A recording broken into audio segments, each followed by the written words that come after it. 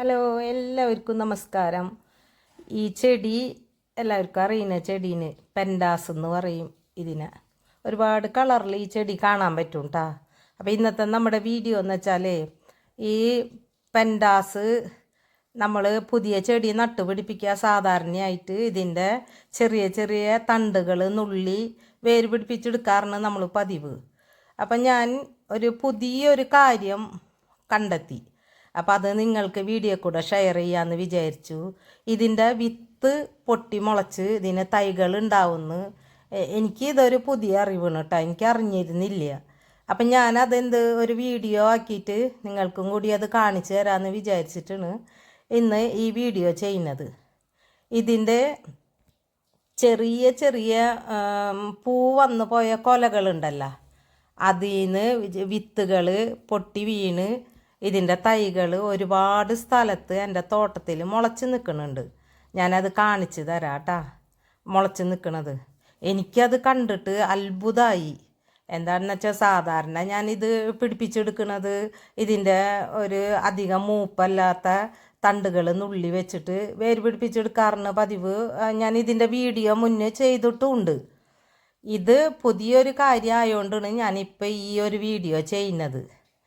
ഇത് എന്നെപ്പോലെ അറിയാത്ത കുറേ ആൾക്കാരുണ്ടാവും. വിത്ത് വീണ് പെൻഡാസിൻ്റെ തൈകൾ മുളയ്ക്കുന്ന അറിയാത്ത ഒത്തിരി പേര് കാണും. വളരെ ചുരുക്കം പേർക്ക് മാത്രമേ ചിലപ്പോൾ ആ ഒരു അറിവുണ്ടാവുള്ളൂ. എനിക്ക് എന്തായാലും ഇതൊരു പുതിയ അറിവാണ്. എനിക്കത് ചെടികൾ പൊട്ടിമുളച്ച് അവിടെ ഇവിടെ ഇതിൻ്റെ തൈകൾ നിൽക്കണ് കണ്ടപ്പോൾ തന്നെ അത്ഭുതം തോന്നി. അപ്പം ഞാനതാണ് നിങ്ങളെയും കൂടി കാണിക്കുന്നത്. ഇതാണ് ഇപ്പോൾ പൂ കൊഴിഞ്ഞു പോയ ഇതിൻ്റെ വിത്ത് കണ്ട. ഇത് വീണിട്ടാണ് ഇപ്പോൾ ഇതിൻ്റെ തൈകൾ പൊട്ടിമുളച്ച് വന്നിട്ടുള്ളത്. ഇതിപ്പോൾ ഇങ്ങനെ കാണുമ്പോൾ നമുക്ക് ഇതിൽ ഇങ്ങനെ വിത്തുണ്ടോയെന്നൊന്നും അറിയില്ല. കണ്ട, പൂ കൊഴിഞ്ഞ് പോയിട്ടുള്ള ഭാഗമാണ് ഈ കാണുന്നത്. അപ്പോൾ ഇതിൻ്റെ ഉള്ളിൽ വിത്തുകളുണ്ട്. വിത്ത് ഉള്ളതുകൊണ്ടുള്ള ഇതിൻ്റെ തൈകൾ ഇപ്പോൾ താഴെ വീണ് ഇങ്ങനെ മുളച്ച് വന്നിട്ടുള്ളത്. ഞാൻ എന്താ ചെയ്യാന്ന് വെച്ചാൽ ഇത് പൂ കഴിഞ്ഞ് കഴിയുമ്പോൾ ഇത് വെട്ടി ദൂരേക്കിടും. അങ്ങനെയാണ് ചെയ്യാറ്. എൻ്റെ തോട്ടത്തിൽ താമര ഞാൻ കൃഷി നടത്തുന്നുണ്ട്. അതിൻ്റെ ഇടയിൽ മുളച്ച് നിൽക്കണത് പെൻഡാസിൻ്റെ തൈയിനൊന്നത് കണ്ട.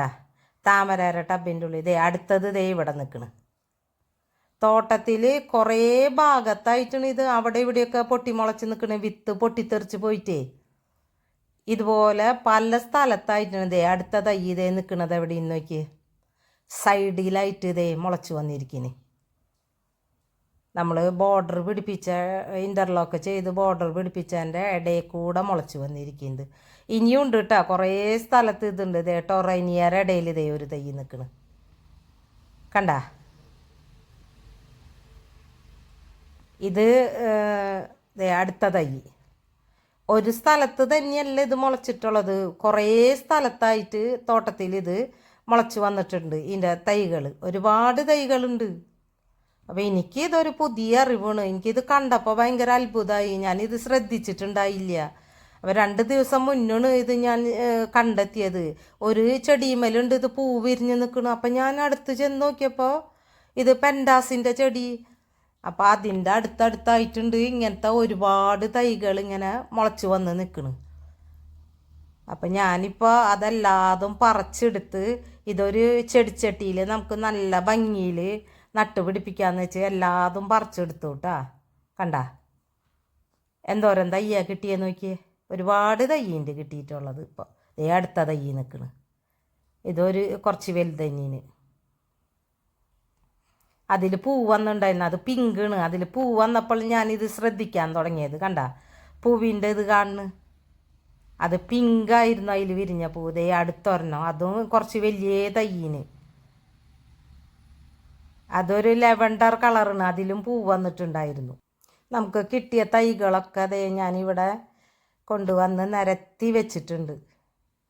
എത്ര തൈകളാണ് കിട്ടിയെന്ന് നോക്കിയാൽ. അല്ലെങ്കിൽ നമ്മളിത് തണ്ട് നുള്ളി പിടിപ്പിച്ച് ചിലപ്പോൾ ചീഞ്ഞ് പോവും. എല്ലാതൊന്നും വേര് പിടിച്ച് കിട്ടാറില്ല. ഇങ്ങനെ തൈ മുളച്ച് കിട്ടുന്ന വെച്ചാൽ എത്ര നല്ലതാല്ലേ നമുക്ക് പിടിപ്പിക്കാനായിട്ട്. ചെടിച്ചട്ടിയൊക്കെ സെറ്റാക്കി മണ്ണും ചാണകപ്പൊടിയൊക്കെ ഇട്ട് റെഡിയാക്കി പറിച്ച് കൊണ്ടുവന്ന ചെടിയൊക്കെ ചെടിച്ചട്ടിയിൽ നട്ട് കൊടുത്തിട്ടുണ്ട്. ഇതിൻ്റെ കളർ ഏതെന്നറിയില്ല. പൂവിട്ടാലേ നമുക്ക് ഇതിൻ്റെയൊക്കെ കളറ് അറിയാൻ പറ്റുള്ളൂ. 1-2 എണ്ണം മാത്രം തോട്ടത്തിൽ പൂവ് ഇട്ട് നിൽക്കണ് കണ്ടപ്പോൾ എൻ്റെ ശ്രദ്ധയിൽ ഇത് പെട്ടത് തന്നെ. അത് പൂവ് ഒന്ന് പിങ്കും ഒന്ന് ലെവൻഡറും ആയിരുന്നു. അപ്പോൾ ഇനി ഇത് എല്ലാതും പൂവ് ഇടുമ്പോൾ നമുക്ക് ഏതൊക്കെ കളറെന്ന് മനസ്സിലാവും. കണ്ട പൂവ് വന്നതൊക്കെ നുള്ളിക്കളഞ്ഞു ഞാൻ. അതേപോലെ തന്നെ ഇത് പുഴു തിന്നിട്ടേ ഇലകളൊക്കെ നമ്മളിത് ശ്രദ്ധിച്ചിട്ടുണ്ടായില്ലല്ലോ. അപ്പോൾ ഇതിൻ്റെ ഇലകളൊക്കെ പുഴു തിന്ന് കുറേയൊക്കെ കേടായി നിൽക്കുന്നുണ്ടായിരുന്ന ഇലകൾ. അപ്പോൾ ഇതൊരു പുതിയ അറിവാണ് കേട്ടോ. കൂട്ടുകാർക്കൊക്കെ ഷെയർ ചെയ്ത് കൊടുക്കുക. നിങ്ങളെപ്പോലെ തന്നെ ചെടികളെയും പൂക്കളെയും ഇഷ്ടപ്പെടുന്ന നിങ്ങളുടെ ഫ്രണ്ട്സും കാണുമല്ലോ. അപ്പോൾ അവർക്കൊക്കെ ഈ ഒരു പുതിയൊരു അറിവ് ഷെയർ ചെയ്ത് കൊടുക്കുക. അപ്പോൾ എനിക്കെന്തായാലും ഇതൊരു പുതിയ അറിവാണ്. ഞാൻ ഇതുവരെ ഒരു വീഡിയോയിലും പറയുന്നതും കേട്ടിട്ടില്ല ഇങ്ങനൊരു കാര്യം പെൻഡാസിനെ കുറിച്ചിട്ട്. അതുകൊണ്ട് തന്നെയാണ് ഇന്നിപ്പോൾ ഈ ഒരു വീഡിയോ ഞാൻ ചെയ്യാമെന്ന് വിചാരിച്ചത് പെട്ടെന്ന് തന്നെ. ഇന്നത്തെ വീഡിയോ ഒക്കെ എല്ലാവർക്കും ഇഷ്ടപ്പെട്ടു എന്ന് വിചാരിക്കുന്നു. ഇനി നമുക്ക് അടുത്തൊരു വീഡിയോയിൽ കാണാം കേട്ടോ. എല്ലാവർക്കും ബൈ ബൈ.